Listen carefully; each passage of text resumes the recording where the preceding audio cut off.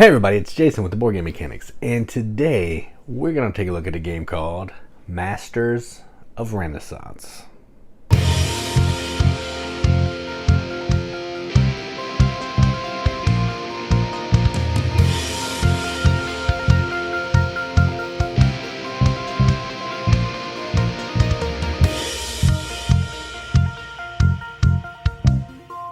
Masters of Renaissance, the Lorenzo Il Magnifico card game, is published by Cranio Creations, designed by Simone Luciani and Nestor Mangione. I may have said those names incorrectly, I apologize.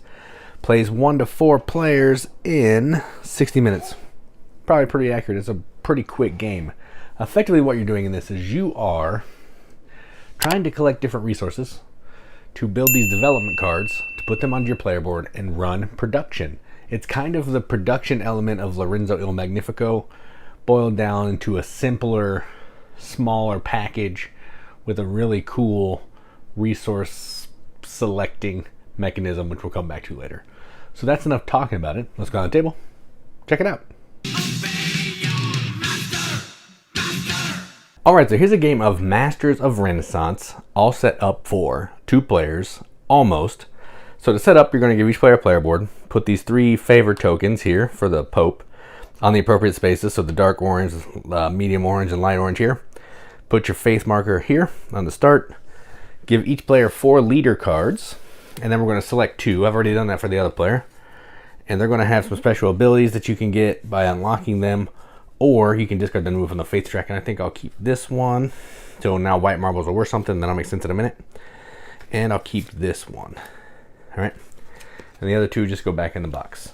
And these will stay in my hand face down until I'm ready to activate them. And I'll put them off camera so I can at least see what's going on. Pick a first player. This player's first player. And then according to the rule book, every other player will get some kind of compensation. So this player gets a resource of their choice. They chose military. Then you're going to randomly set up the marbles. I've done that here. There'll be 1 left over. I'm going to put it in here. We'll explain the marbles later. You'll have all the resources. They're kind of off screen, but they're in this cool little holder. And then you're going to set up the cards. You're going to have level 1, level 2, level 3 of green, purple, blue, and yellow. And there's 4 of each. You're just going to put them out in a grid, all of them face up, so you can see the top card. All right, now we're ready to play. So what we're trying to do here is we're trying to get resources using this cool marble section here to buy cards to run production on our engine. This is basically like the production part of Lorenzo Il Magnifico, all stripped down to a simplified version. All right. So the way the game works, on your turn, you're going to do one of 3 things. You're going to take a marble and get some resources, and I'll explain that in a minute. You're going to buy a card. Cards have a cost here. So this one needs 5 military and 2 servants. But you have to have a level 1 on top of a blank space, a level 2 on top of a level 1, a level 3 on top of a level 2. I can't just build a level 3. That's not allowed. Or I can run my production. That's the things I can do. And as a bonus action, if I meet the criteria of a leader, I can play it face up, or I can discard it to move up 1 on the faith track. All right, now let's go. So this player's first. I want to get some resources. So I need to buy, for this card that I want to get out here, I need to get to a level 2 yellow. So what I need to get to a level 1 yellow is stone. Then I'm going to need more stone and military. So I'm going to start focusing on some stone. So I'm going to take this.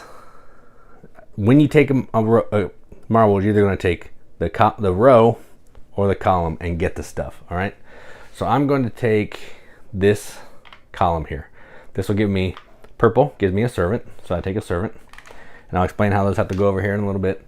Red moves you up on the faith track, and gray gets you a stone. All right, now when you take goods from the marbles, they have to go into your storehouse here. The trick here is you can only have 3 types of goods. This one is a type of good. This one can be 2 of a different good, and this can be 3 of yet a different good. So none of these can be the same, and you can rearrange whenever you want, but you can have a maximum of 6 up here. You can get more, we'll get to that, but that's what happens now. Then what you're going to do is you're going to take the marble and you're going to slide it into the column or the row that you picked. So that's this one, and it's going to change the actions that are available for every other player. All right. So gray gives you stone, purple gives you servants, red moves you up on the track, blue gives you military, yellow gives you coins, and white gives you nothing unless you have a leader card that tells you that you've completed that would give you a power for white. Otherwise, white is worth nothing. All right. Now it's that player's turn. They're going to kind of do the same thing, but I think they're going to start moving down the blue path here. So let's do, they'll take this one. So they'll take a military, a gold, and a servant. And those will go over here on their board. So they're going to slide this down here, have 2 here. They'll put the servant here for now and the gold here for now. Then they're going to take this marble and slide it up in here. And that is now changed. All right, back to me. I need some more stone. I need another stone. So I'm going to take this. I'll take this column. I'm going to take, or this row, I'll take 2 gold. I can wait a little bit. I'll take 2 gold and I'll take a red. So I'm not taking any stone, but I wanted to get 2 gold and some faith. And then this will slide in like that. Done. Now that player is going to buy a card. So they're going to buy a development card. They're going to buy this level 1 green, and it's going to go anywhere on one of these 3 spaces. You have 3 spaces for cards. Again, level 1 has to be the first one down. They're going to spend their 2 blue, 2 military, and now they have this card, but they can use a coin to move up on the faith track when they do production, and we'll get to that in a minute. But now this card's available. It takes 3 military, and it needs servants to produce 3 different goods. All right. So now I'm going to get some stone. So let's do this one. I'll do gold and a stone and a nothing. So gold, stone, nothing. Okay, and then I will slide this one up like that. Done. All right, this player's turn. I need some more goods, resources. So let's do this one. I'll do 2 servants. Actually, I'll do this: servant, military, faith, and nothing. So that's what I'm going to do. So there's a servant, military, done. And this will slide in here. All right, back to me. I'm going to buy a card. And I'm going to buy this yellow card here. I'm going to put it there. It's going to cost me 2 stone. It's worth some points at the end of the game. Every card is worth some points. You can see it at the bottom. Same iconography as Lorenzo Il Magnifico if you played that game. And that's my turn. So I bought a card. Back to that player. I think that player is going to run their production because I want to show you how that works. Now, when you're running production, you get to use this plus all other buildings that you have there and any leaders. Like if I had this leader, I could run that leader as well. So they're going to do this. They're going to put their coin here. They're going to put this, these 2 here. And we're going to run it. So they're going to convert these 2. It can be 2 different. I'm going to convert that into what I want to get. I think I want to try to get a level 2. So let's do a coin. So we're going to convert that into a coin. And then I'm going to spin this coin, and it's going to turn this into faith. Now, everything that's on the right side goes away into the supply. Everything on the left side. Everything on the right side comes down here into your strongbox. The only way you can get resources down here is through production. No limit to what's down here, 6 to what's up here. So this is a way better way to get resources that you could spend for anything, and no limit. So that's the point of that. All right, back to me. I have 3 gold now. That feels good. So I need that blue card. So I'm actually going to buy that blue card. So I'm going to buy this card, put it here. So level 1 has to go on an empty space. Costs 2 gold. Now I need a servant and some military to be able to run all this stuff, so I'm good. Back over to this player. They want to try to get some more stuff. So let's try to get some gold. They're going to do this. A gold, a servant, a military, and move up on the faith track. All right, and these have to go over here, so the military has to go down here, the servant will go up here, and the gold will come down here. All right, and then they're going to slide this marble in here, and we'll pause right there for a minute.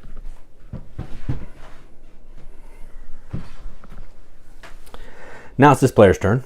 I need to get another yellow card because I'm trying to get this leader built. So let's see what I need. I need 3 stone. So let's try to get some stone. So I'm going to come here. I'll take a servant, a gold, and a stone. So we'll do the gold, the servant, and the stone.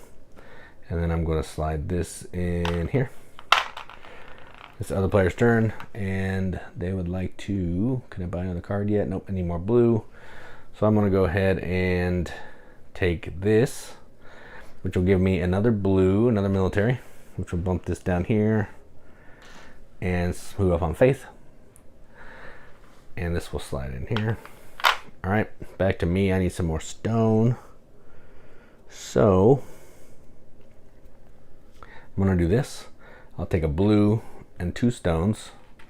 I can't keep all of these, and I know that. That's fine. So I'm gonna boot out these golds here. Put the stones down here.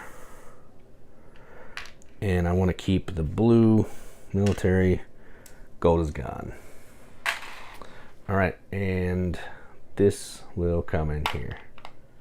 All right, back to this player. They're going to buy a card now. They're going to buy this card. Level 1 green. They're going to go heavy in green. Cost 3 blue. Done. Card is bought. All right. Now it is my turn. I'm going to buy another card as well. I'm going to buy this level 1 yellow, which will go right there. 3 stone. And now I've completed having 2 yellow development cards and a blue. I now have this special ability. When I take a white marble, I now get servants instead of nothing. So that's cool. All right, back to that player. They are going to,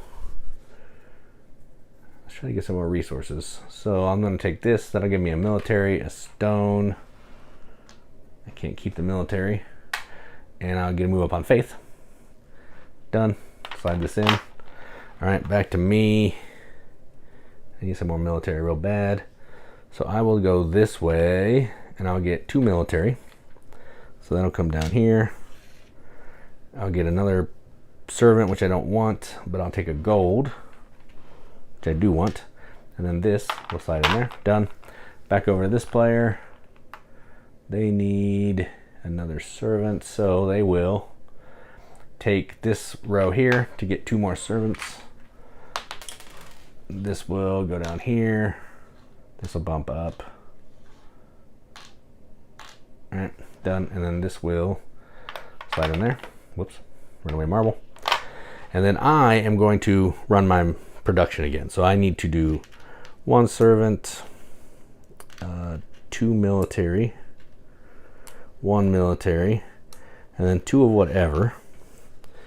And I think I want to get a stone from the whatever. And I'll move up 2 on the faith, 1, 2, and I'll get a gold, a servant, and a stone for this card. And it gets produced down here in my strongbox. This comes with a strongbox, and all this stuff will go away.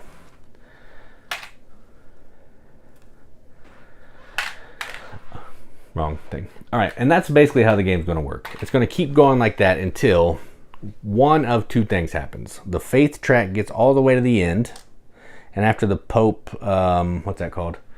The Vatican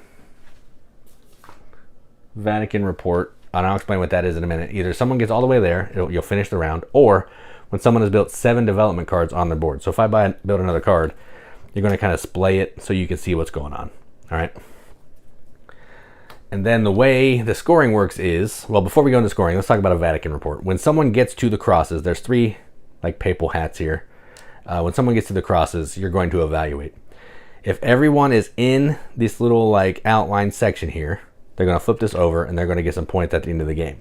Had this player not been in there, they discard this and they will get no points at the end of the game. This will only fire once.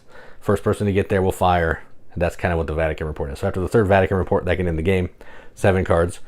Then you're going to add up your points. You're going to get points for where you are on the track. So, you know, if I was here, I could get, you know, a pile of points. I would get 16 plus 3 plus 2, so 21 points. You're going to get points on your leader cards, which would be 5 points. You get points on your development cards. And every 5 goods that you have left will be worth a point. Then whoever has the most points after all that is done is the winner. And that is how you play Masters of Renaissance. Let's go up the top. See what we think about it. When the hat is on, I'm Street Rapper Grandmaster Beat. All right, well, that was Masters of Renaissance. So let's talk about some components. The components are pretty simple, so I'm not going to spend a ton of time on them. It's mostly a pile of cards, which are pretty nice quality. Not linen finished, but still nice. They have consistent artwork with the base game. Clemens Franz, so you know all that looks consistent. Same iconography for points and all that kind of thing. The bits are really nice. Gold coins, servants, stone, military. Instead of a track, it's military tokens. But the best part is this action selection piece here. I'm not going to hold it down too much because I don't want the marbles to fall out. But this is fantastic.